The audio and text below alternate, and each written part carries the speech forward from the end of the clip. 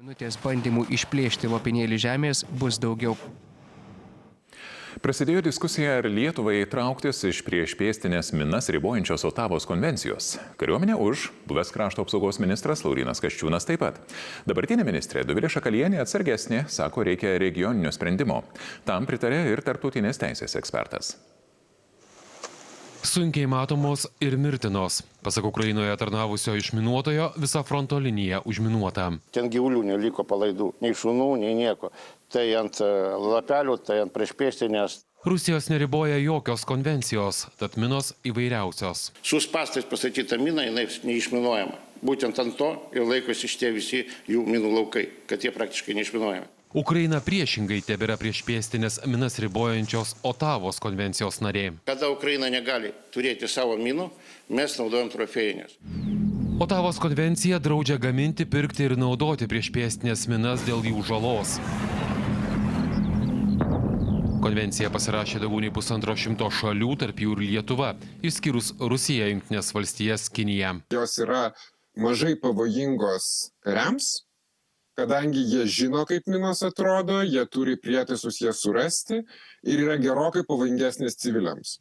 Tačiau Rusijai jas naudojant, svarstymai Lietuvoje trauktis iš Otavos konvencijos. Tai kaip su konvencija, su popierium gali gintis. Tai ginkis su to, kas gali apginti, o ne su popieriaus gabalu. Jeigu tu laikaisi taisyklių, o priešininkas, oponentas nesilaiko taisyklių, automatiškai tu gaunasi tokioje, kaip sakant, lūzerio pozicijoje.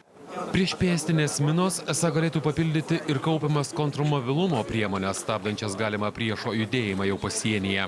Jeigu mes neturėsim šitų dalykų, mūsų minų laukai atrodys labai silpni ir labai juokingi. Atsidurime silpniniai pozicijoje ir tai turbūt sąlygotų, kad mes būtume labai pažeidžiami. Tačiau krašto apsaugos ministrė netokia kategoriška dėl pasitraukimo iš konvencijos. Minos yra labai skirtingos.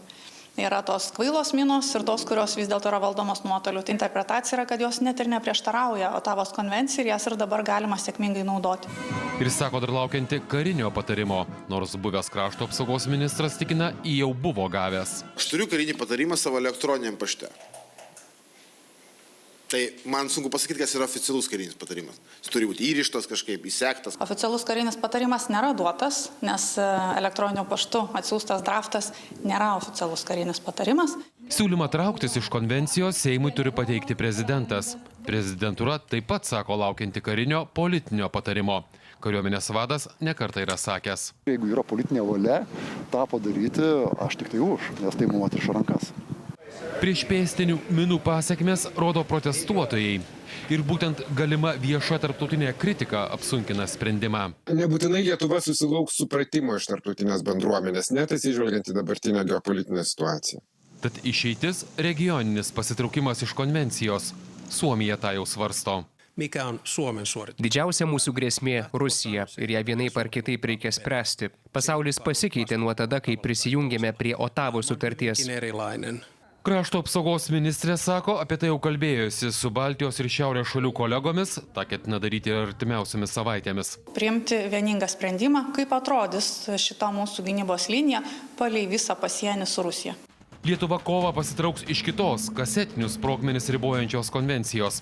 Ekspertai pabrėžia, kad pasitraukus iš konvencijos, kelerių metų prireiks pajėgumams atkurti. Kanados premjeras Justinas Trudeau. Ten gyvulių